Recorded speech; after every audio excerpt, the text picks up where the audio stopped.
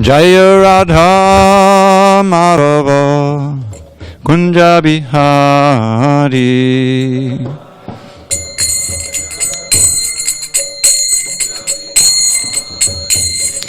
Gopi Jana Vallabha Girivaradhari.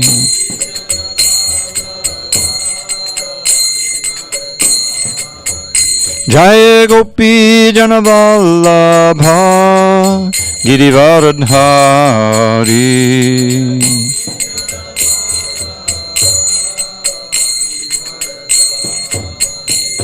Yashodanandana Bhajana Ranjana.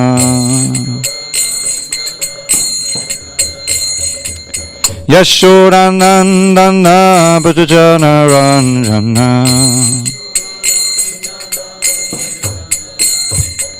Yamuna Tira Vanachari. Yamuna Tira Vanachari.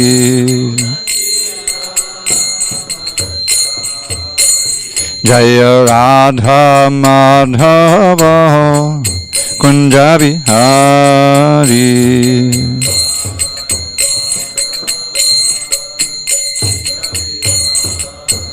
Jaya Radha Madhava Kunja Bihari.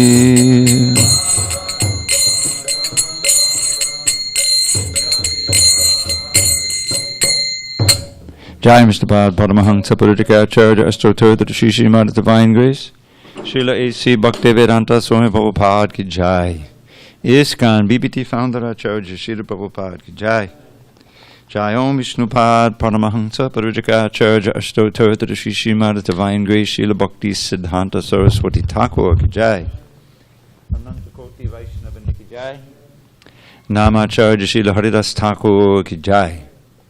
Srimad Bhagavad Gita Ki Jai. Samaveda Bhaktivinoda Ki Jai.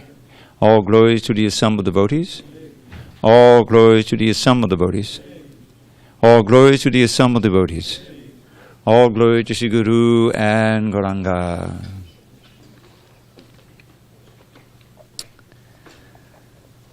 Okay. Om Namo Bhagavate Vasudevaya. Om Namo Bhagavate Vasudevaya. Om Namo Bhagavate Vasudevaya. Turn it down a little bit. Okay. On this 26th day of July, 2021 in San Diego, we're reading from Srimad Bhagavad Gita as it is, translation and commentary by His Divine Grace A.C. Bhaktivedanta Swami Prabhupada. We are in chapter 13 entitled Nature, the Enjoyer, and Consciousness. Text number 22 at the bottom of 553.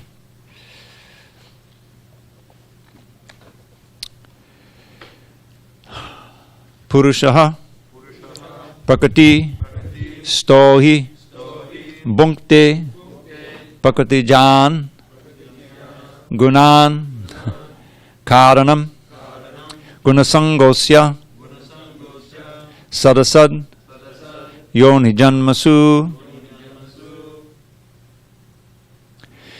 Purushak Prakatisto Hi Bhunkte Prakati Jan Gunan Karanam Gunasangosya Sadasadyoni Janmasu Purushak Prakatisthohi Bhunkte Prakriti Jan Gunan Karanam Gunasangosya Sadasadyoni Janmasu Purushak Prakatisthohi Bhunkte Prakriti Jan Gunan Karanam Gunasangosya Sadasadyoni Janmasu Purushak Prakatistohi Bhunkte Prakriti Jan Gunan Karanam guna sangosya sadasadyoni janmasu Purushak prakatisto hi Punkte pakati jan gunan Karanam guna sangosya Sadasadyoni janmasu Purushak prakatisto hi Punkte pakati jan gunan Karanam guna sangosya Sadasadyoni janmasu Purushak prakatisto hi Bhunkte pakati jan gunan Karanam guna sangosya Sadasadyoni janmasu. Tyler. Purushak prakatisto hi Bhunkte pakati jan gunan Karanam guna sangosya Sadasadyoni janmasu. Saul. Purushak prakatisto hi Bhunkte.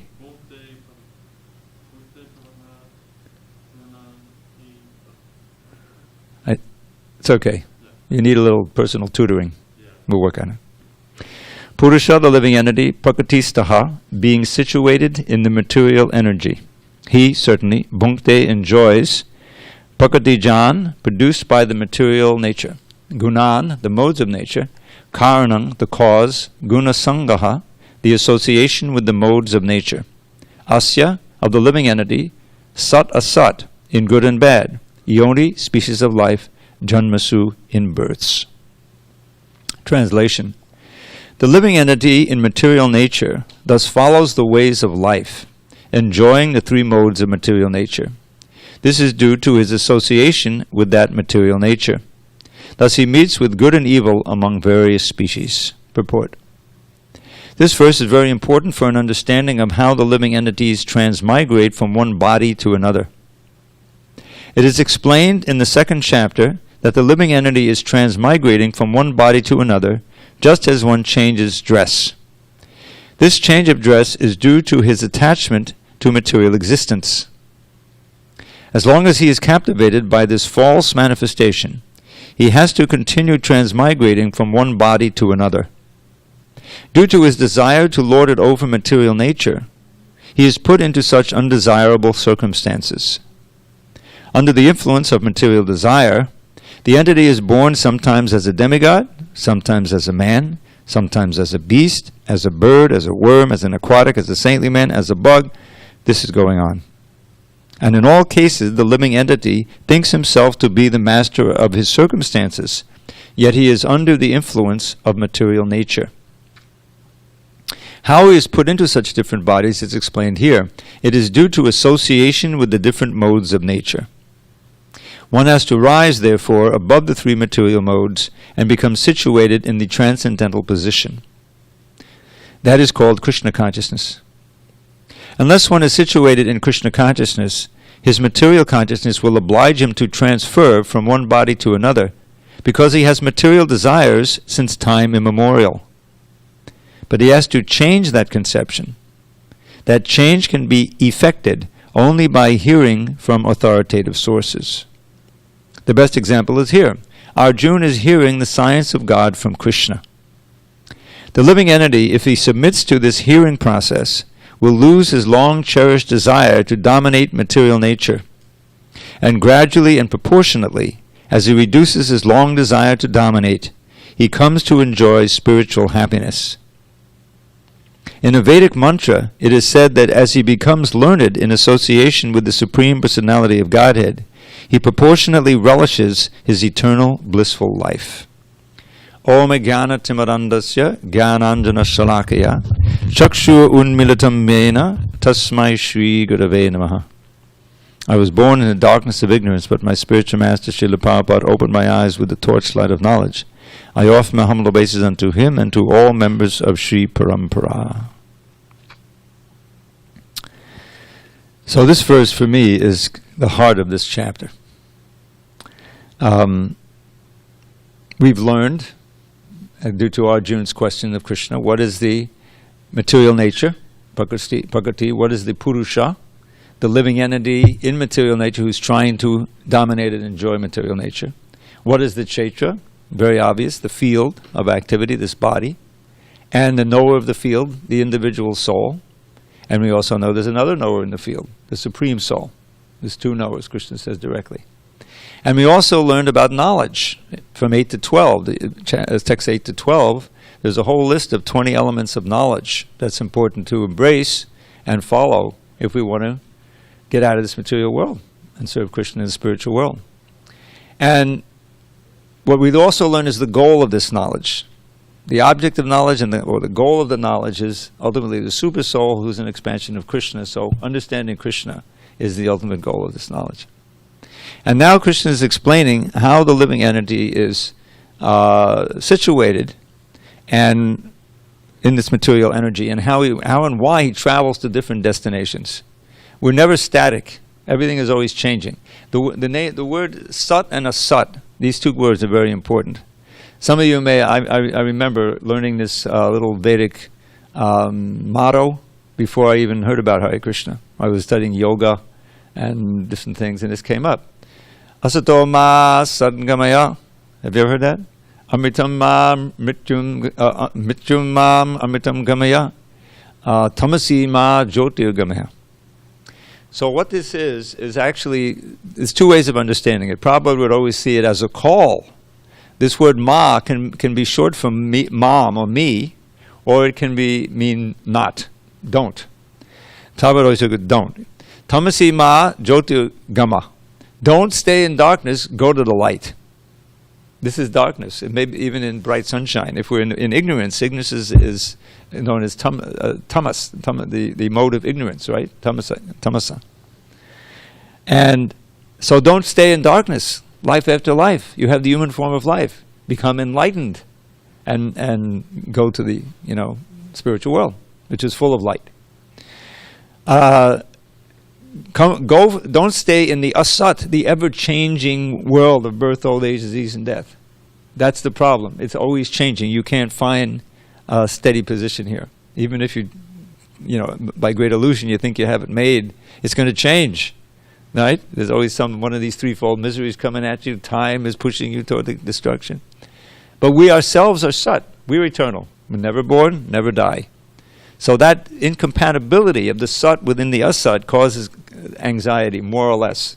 We can try to forget it by various means, but it's always coming back because we're in the atmosphere of death. And finally, and therefore, mrityu mam amritam gamaya. Don't stay in this world of death. Come to the world of eternal life. So this verse that we just read is telling us the mechanism by which we transmigrate in this material world. And it's also giving us the hint about how we can get out of this material world. So let's just study how this verse is put together.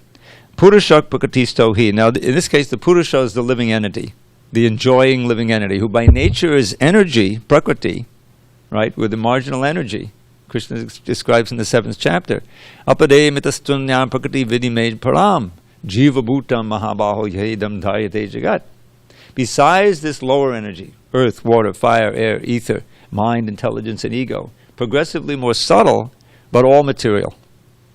All material. These are the building blocks of this world, of our bodies and everything else. But aparayam, there's another one. There's another energy, which is transcendental. This is the apara prakriti. This means the not the mundane matter, energy. And then there's the para prakriti, which is comprised of the jivas, who are dominating this material world. It really said daryate, which is the same word as dari, as giridhari, sustaining. This body is sustained as a body because we're in it. As soon as we leave, that's called death. And the body reverts to, you have to get rid of it, right? Burn it, bury it, because it's just matter now. So, we are Prakriti acting as enjoyers, therefore we're called Purusha.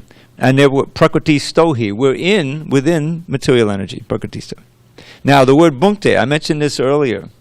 This word, it says here, enjoys, but in a broader sense, experiences. Because as Krishna says in the previous verse, Sukha Dukkha Anam. In other words, you're not enjoying dukkha, you're not enjoying misery, but you're experiencing it. So we experience happiness and distress, Prakriti Jan Ganan. And from this Prakriti, material energy is generated. Jan is practically the same word as generated. Gunan, these three gunas. Now, Karanam Gunasangosya. This is the key phrase in this whole chapter. The cause, you remember the word, it's in the previous verse too, Karya Karana Kartvidve. The cause of Sadasad Yoni Janmasu, birth in good or bad. In this case, Sadasad means good or bad species. Yoni means the mother, but so it's short for the species. Is our association with the modes. Now that's where we as human beings can decide how to associate. One of the things you've undoubtedly learned by living in the ashram is that there are certain rules of cleanliness, regularity, how to stay clean, certainly of diet, right? What you hear, all regulation. Much of it is to bring you to the mode of goodness and keep you on the mode of goodness. Because from that mode of goodness is not going to take us back to Godhead, but it is a good platform upon which you can then build the mode of pure goodness. See, the mode of goodness is always tinged. These modes never appear purely in this world. You find someone who's mostly in the mode of passion, very common in this Kali Yuga. You know, he's very, very ambitious to make money and enjoy, you know, works 18 hours a day. I always think of the guys who graduate from these high, you know, the Ivy League schools. They go to Wall Street, and they work 80 hours a week. You know, they may be getting paid, starting salary, maybe $100,000, but they have these visions of, you know, becoming millionaires, you know, and some of them make it, you know, speculating the whole thing. Please, if you want. So that's the mode of passion, purely. The mode of passion is categorized. We're going to learn in the next chapter all about the modes in detail. Very strong desire to enjoy, and always very active, making plans about how to make money and spend it and enjoy and like that. That's mode of passion. We're very familiar with that. Mode of ignorance, characterized by sleep, intoxication, procrastination, laziness, right?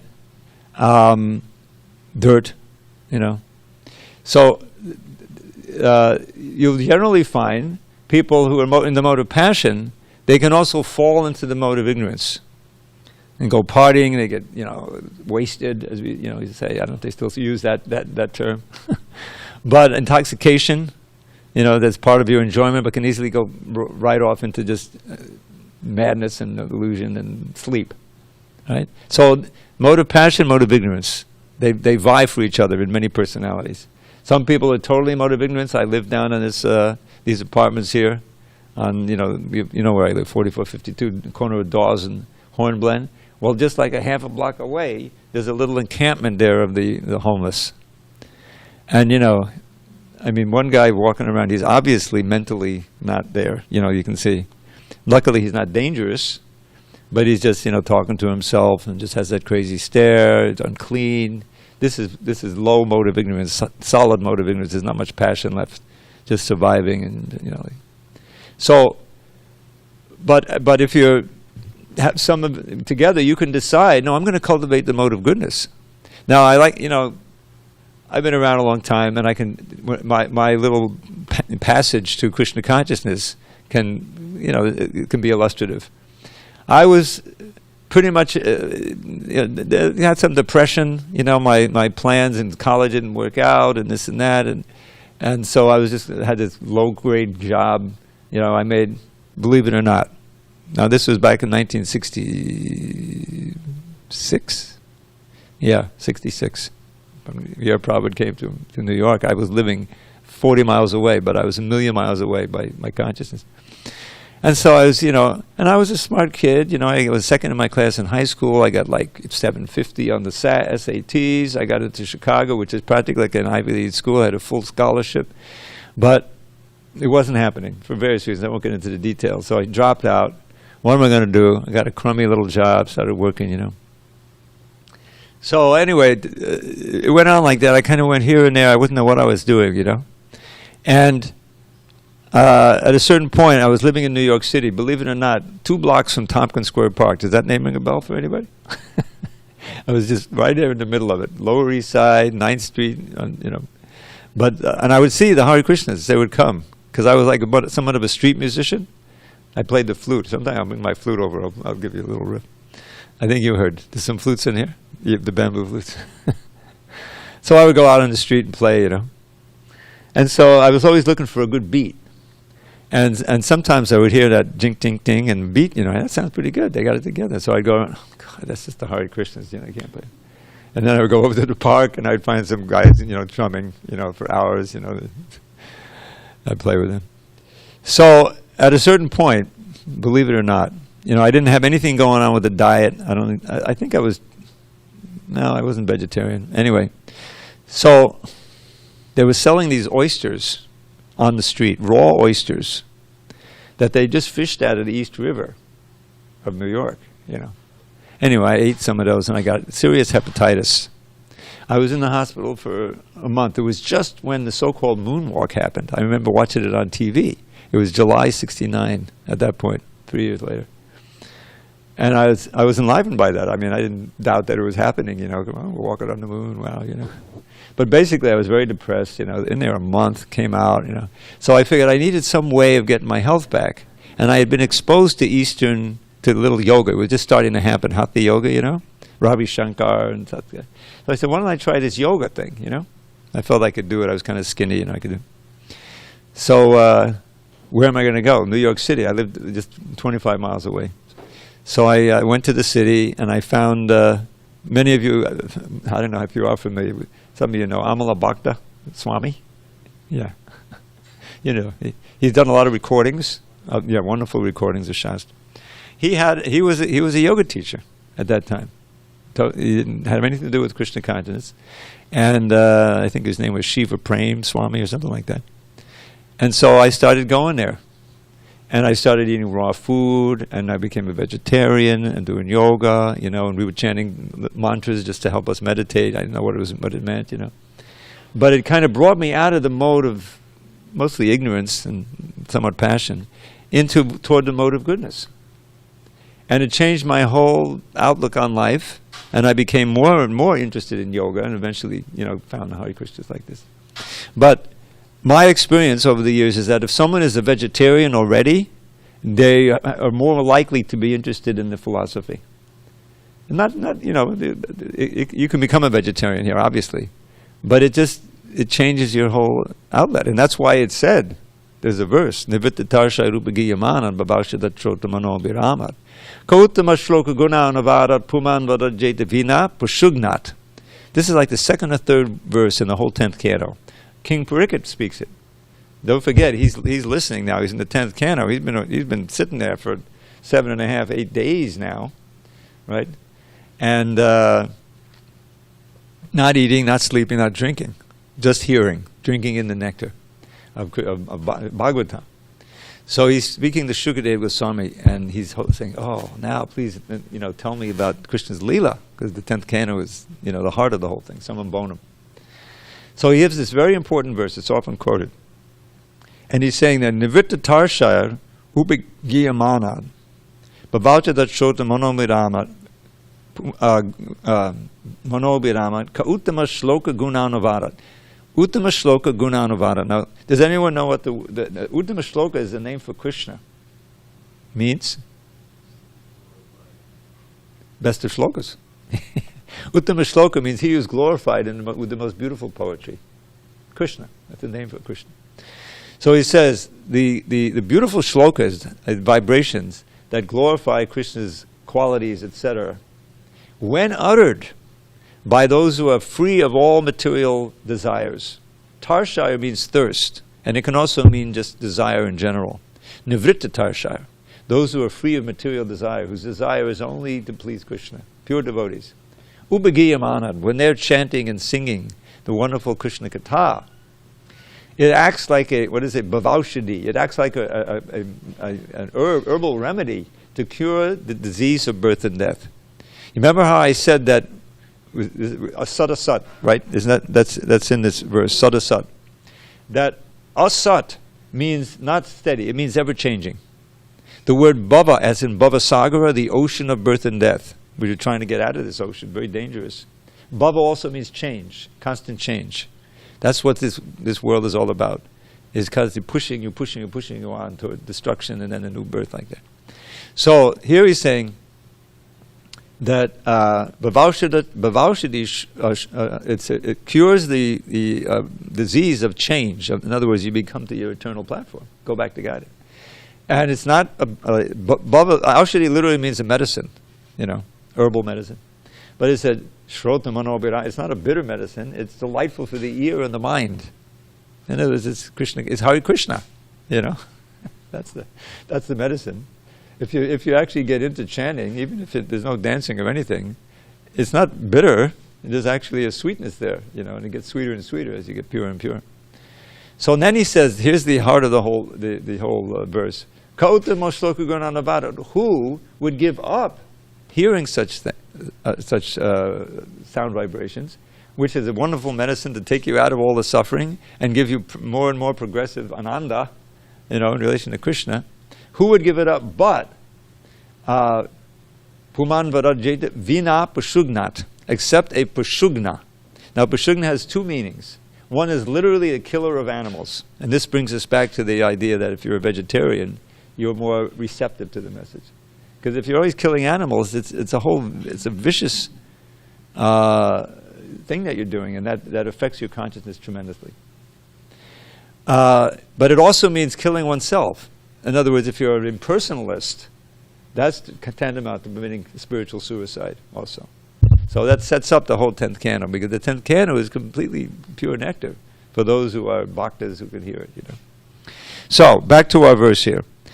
We are within this material world, prakritisto.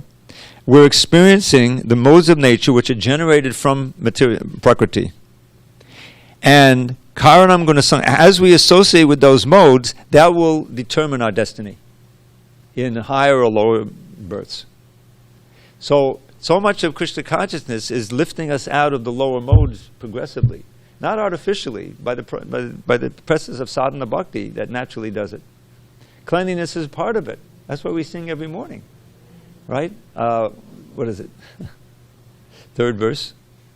Shivigraha, thank you. Shivigraha radhana nityanana shingara tanmandina marjanado yuktasya bhaktam chanayanjitopi vande guroshi charanaravinam.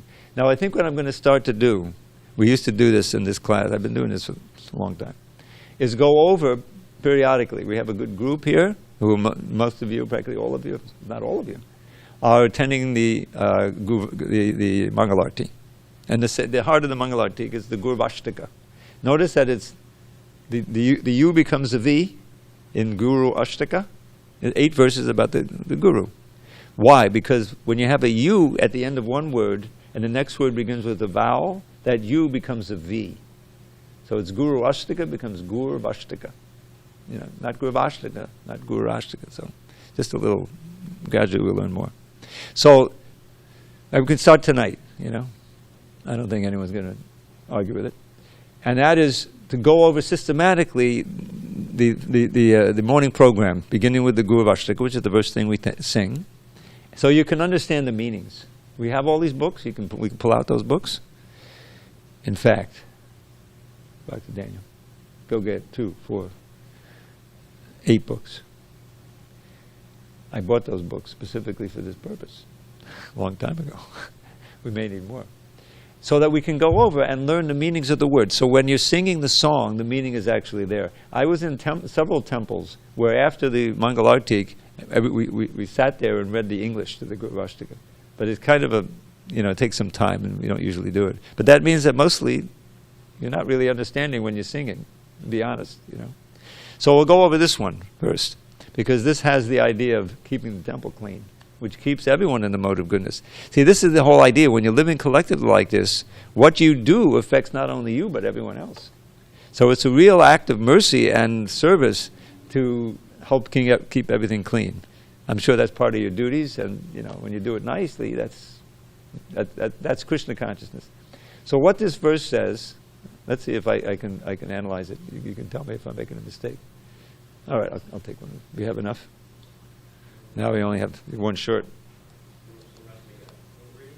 Yes, Gurvashtaka. It's part of the page 18? Page 18. Thank you, Tyler.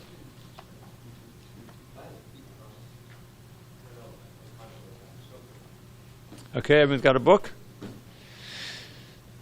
Thank you, Daniel. Okay, so let's just go over this. We can go over, we don't want to go over all of them, it takes too much time. We'll go over the first three. So, now this is also the way you learn verses. I'm telling you, learning verses is a wonderful discipline. You really feel like you're building your foundation of knowledge, and you can use them, you can enliven each other by sharing them. So let's go over carefully just the first. The way to do it is first read the translation. So I'll read it out loud and you follow along silently. The spiritual master is receiving benediction from the ocean of mercy. Just as a cloud pours water on a forest fire to extinguish it, so the spiritual master delivers the materially afflicted world by extinguishing the blazing fire of material existence. I offer my respectful obeisance unto the lotus feet of such a spiritual master, who is an ocean of auspicious qualities. So let's go one by one, line by line, and we'll study the word by words. The key to these translations, only in Prabhupada's books will you find word by words. And therefore, only from Prabhupada's books, and the book, it's like a songbook, can you really get into a verse and get it down so you know what it means as you sing it. So, samsara of material existence. Sanskrit. Yeah, I'm just going to go through, because we sing it every morning, so we know it. So, samsara dava nanalita loka, that's the first line. Now, one thing is, as you've undoubtedly noted, because it was all over the Gita as well, Sanskrit, you can put together a whole string of words. And you may have noticed, in the morning when I'm chanting, like this morning was a long prose verse, right? It's the longest one we've had. That you can, if you don't have this restriction of so many syllables per line, you can have words that are like 16 words long. And it's like, you got to figure it out. What does it actually mean? You start from the end and work your way back to figure it out. That's just a little hint. So let's start from the end of this compound word, which ends at the beginning of the next line. You see that, tranaya? So tranaya means delivering, to deliver, okay? Now what or who is he delivering? The people, loka. You go back, you see? The previous word is loka. See that? Lidha, afflicted. So the people are afflicted and he's delivering them. We're part of the people, right?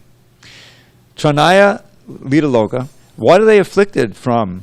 Now we can just read this. Samsara dava anala. You see that? Now the dava, you see in the word by words, it's hyphenated. Dava anala, you see that? So that's, dava is a forest, like Vrindavana. Forest fire. Anala is fire. So the forest fire of samsara, material existence. Now samsara, I guarantee you, is in the English dictionary now. It's from the Buddhists, it's been around for a long time. So it means birth and death, it's like a forest fire or an ocean. Either one. You can, they're both dangerous, right? Fatal, mostly. So now the spiritual master is delivering the people. Anyone who takes advantage of the instructions can be delivered from this blazing forest fire of material life. Now, here's the thing, because we're trying to practice. We're trying to actually be bhaktas, and so this has a lot of meaning for us. When we read this, because this is obviously about Prabhupada, we should immediately feel grateful. Wow, all the effort he put into, starting and maintaining this movement, just so we could be delivered from the forest fire. If someone, saves us from a forest fire, you thank them, right? So we should feel grateful when we sing this in the morning. So this is describing different qualities. Karunya Ganaganatvam. Now, how is he delivering this? It's interesting, because how do you put out a forest fire? Of course, they try to do it with these teams, but the best way is there's a big storm comes, the cloud pours down rain, right? So that's what Ganaganatvam means. The ending tva, you see that word Ganaganatvam? Means quality, like. We see it later on when in text number 7. when we have sakshat dharit tvena, you see the tvena? That's the same ending with a different grammatical thing. Having the quality as being non-different from Hari, having the quality of being Hari. He's not Hari, he's not Krishna, he's not God, but he has the quality of God. He can represent Krishna. So, back to the verse. So he's delivering all these suffering people from the forest fire of samsara. And how is it? By his mercy, karunya. You see that? Gana is a cloud. Gana agana. Gana means thick. It's like thick water up, in the sky. Having the quality of a cloud of mercy, raining down and delivering us and everyone else who wants to take advantage from the blazing forest fire of samsara. So then, praptasya, prapti means to gain or to obtain. One who has obtained kalyana. Kalyana is auspicious. Guna arnabasya, the quality of being an ocean full of auspicious qualities. So this is, open-ended. And then the refrain. Refrain means the line you repeat again and again.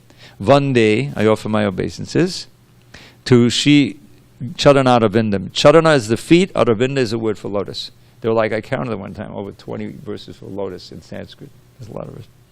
So Shri Charana Arvindam. So that's what the first verse is. I don't want to take the whole class with that, but we'll do another one or two tomorrow. And gradually, as time goes on, hopefully you'll learn these. And the books are there for you. Anyone can come and just study this. My simple technique, I'll just tell you, Dravida 6 easy steps in learning a verse. You first study the English. Become familiar with it. You don't have to memorize it. That's also can be nice, And then you go to the first line of the Sanskrit, and it's helpful to suss out the meter. That's a whole little lesson in itself. It's not that complicated, but each verse has its separate meter. This is sangsara davan hadalida loka tranaya karunya ganaganatvam praptasya kalyana gunarnabasya vande guroshi charanarvindam. Now in the Bhagavad Gita, we have similar meter. The jayate mriyate va kadachan nayam bhutva bhavitava nabuya. It varies a little bit, but it's the same, within the same category as this meter. But this one is much stricter. So, this is now the one I wanted to call your attention to just real quick was the Sri Vigraharadana Nityanana Shringara Tanmandira Marjanado. This is describing, notice the whole first two lines, this is text 3, as one big word, is hyphenated. They're all hyphenated. So you start at the end, Marjanado, cleansing the mandir, the temple, etc. Building it. This whole plan to redo and upgrade, we've already started in front here. And putting the gates, that's part of what the spiritual master does and what we help him do, and what the leadership does, is to maintain the place, improve it, and all the temple, especially the temple of the Lord, building the temple. Prabhupada built temples, this is a very important function. So, but this is something that Marjana, Yuktasa, he's engaged in that. What does Yuktasa mean? Who is engaged. And bhaktams, his disciples, or the bhaktas, niyunjito, another form of the word yukta, he's engaging. He engages us, or the bhaktas, in the same work.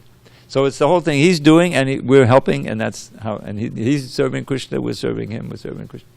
It's like a chain, and we all get benefit from it. So that keeps us, the whole idea was, this is what helps us keep in the mode of goodness. We can decide, because we're human beings, we're in a certain mode, we're used to acting and working in certain modes. But at a certain point we may decide, I'm not going to do that anymore. Smoking. I smoked when I was 15. It was like the mid-60s, early 60s, everyone smoked. All right, got to get used to it. I think I told this before, I remember sitting out in the park and coughing, and all my friends, I'm getting... So then after a while I was smoking. I needed a cigarette, Luckily I didn't get into it too heavy, less than a pack a day. For 6 years. Now that's totally mode of ignorance, destroying your health, and we learned, over the years, and destroying others' health, with the secondhand smoke and everything. I mean, it's still people where I live. There's a couple lives downstairs. He's a musician. and sometimes he plays the loud guitar down there, but he's considerate mostly. And they've been there for about a year, and she smokes, he doesn't. So I know when she's leaving the apartment, just walking outside, she's probably going out to smoke a cigarette because he doesn't want to have that cigarette smoke inside, you know. So why don't you just, I said, why don't you just give it up, you know? It's not so easy. Prabhupada knew that. Shyama Sundar smoked when he joined the movement, you know. There's a famous Shyama Sundar smoking cigarettes. So he's, the first deities were in San Francisco in 1967, the Jagannath deities. This is the whole story. I won't tell now how it came to be. But he was carving. He was good with wood, you know. So it's in the Leelamrita. You'll read it if you get to that volume. And he's working away, you know, and Prabhupada came to see how he was doing. And so there he had already, I think he had already carved Jagannath. He's working on Balaram. And then Jagannath on his head was a cigarette. The cigarette he was just sitting on there, you know. So Prabhupada didn't you know, blow up and say, "Are you kidding? Get out of here," you know. He realized how powerful it was. He said, "Okay, look, you know, I know it's difficult to give up, but, you know, try to give up one a day like that, you know." So he understood how it could, but it grabs you. It keeps you in. It holds on to you, these addictions, and keep you in the modes. So Krishna consciousness, the holy name, you may have noticed that already. If you chant, and you pray with the chanting, you can give up things that you feel are keeping you back in Krishna consciousness. Right? Right. It's so powerful. It's so wonderful. You're being attracted to Krishna and attracted away from Maya. That's the whole process.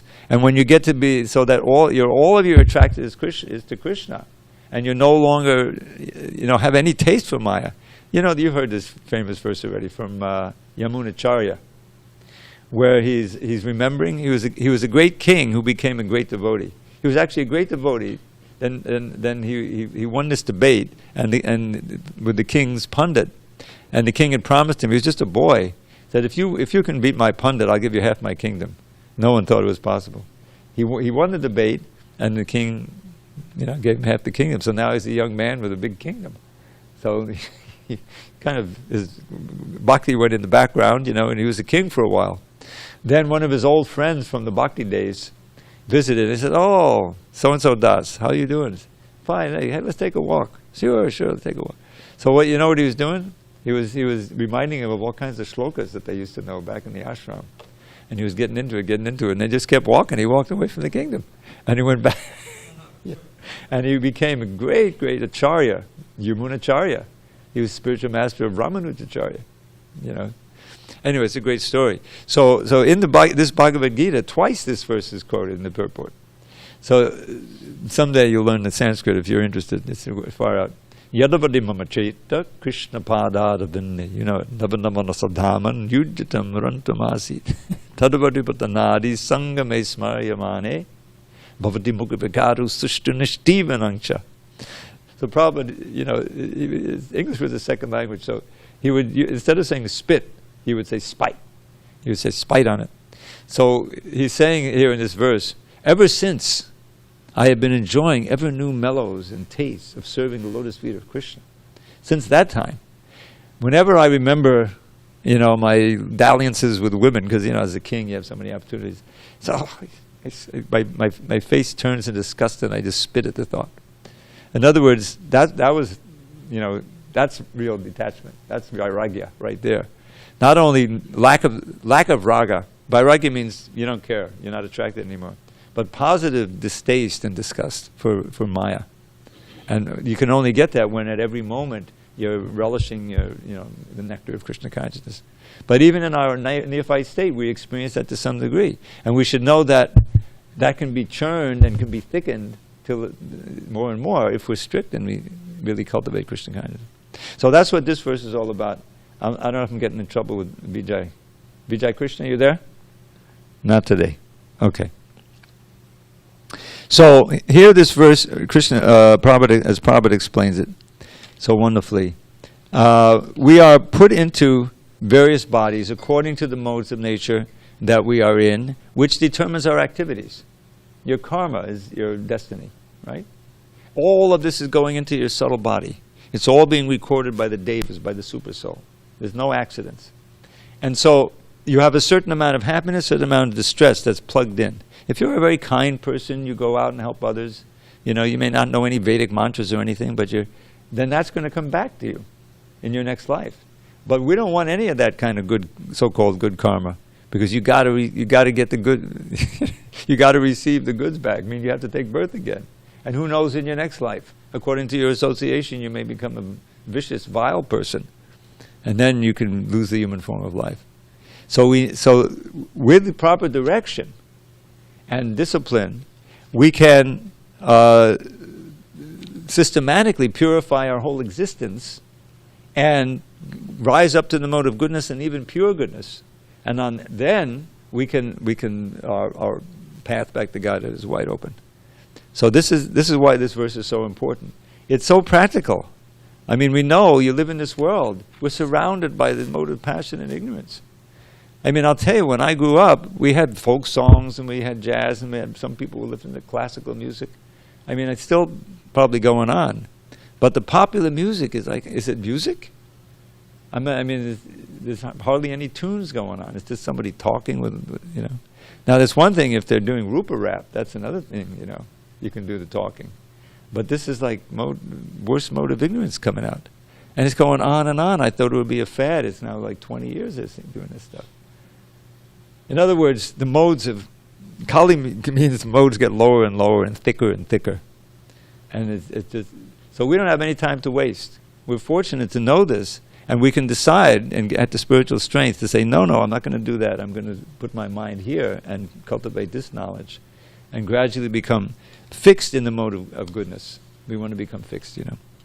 So that's what this is all about. It's not an accident. The animals, the lower beings, they can't decide. They're stuck, you know, and they're just coming up. You know, they work by instinct. But we've been given the higher intelligence, discrimination. So we should utilize it and become purer and purer. And we'll find everything in Krishna consciousness becomes sweeter and sweeter. You know, whether it's Tulsi Puja, or Mangal Arti, the chanting of the holy name, especially the holy name, everything is you know, is sweet. That brings up a poem. The sweet name, Maruram Marare Byopi. All right. So, does anyone have any questions or comments? Go ahead, Tyler. Oh, or Daniel.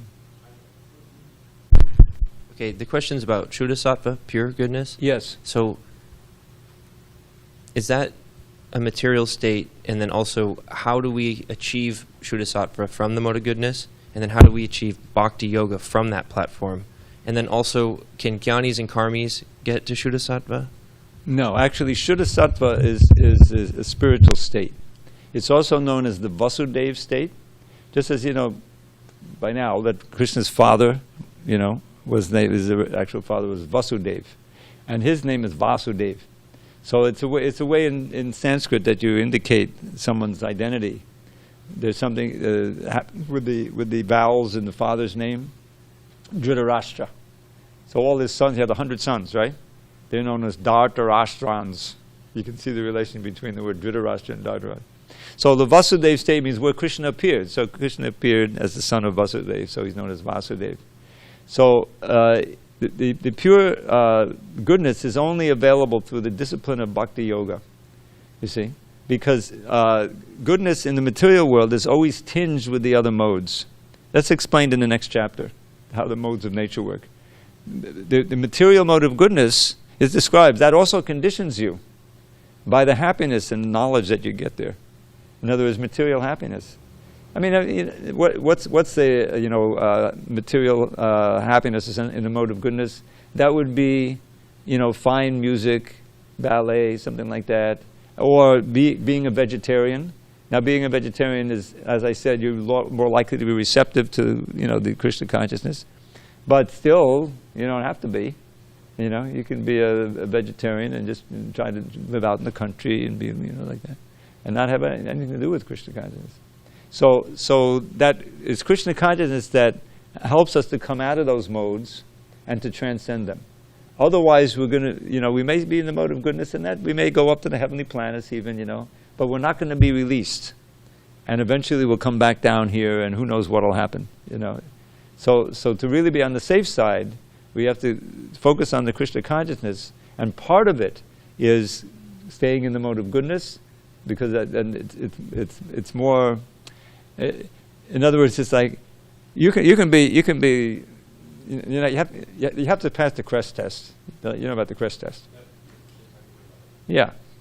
If someone walks in here, especially if someone wants to stay here, it has to be clean, respectful, sane, and sober. You can't be deficient in any one of those. And think about it. You know, you can be very respectful and sane and sober, but you know, unfortunately, you've been sleeping on the street for the last week, and you're not clean. You know, we had a fellow who was interested; he couldn't stay. You know? So that's what, you know. You can only do so much with the material modes. You have to practice Krishna consciousness to rise up to Shuddha Sattva. You know. Okay. You had a question? Sorry to delay. I know it's getting late now. You gave 6 steps to how to understand Sanskrit, and you only left on 2. So I was wondering if you can explain the rest. I can, but unfortunately, there's not enough time. Okay, I'll get that from you. Yeah, you wanted to know how what? Oh, this is systematically memorizing the verses. Oh yeah. Okay. You have those. And then I have another question that's probably more easier to understand. So you said that we are burning in a forest fire, like we're here. I didn't say that's what Vishnu Chakravarti said. Yeah. But in that true, right? But in that sense, in that analogy, what are we? What are we? Yeah, what as humans, burning in the forest fire, are we literally burning? Yeah. It's a metaphor. Right. In other words, here we are, you know, and try to imagine a nightmare. We don't know anything about Krishna, and you're confronted with so many dangers in the world.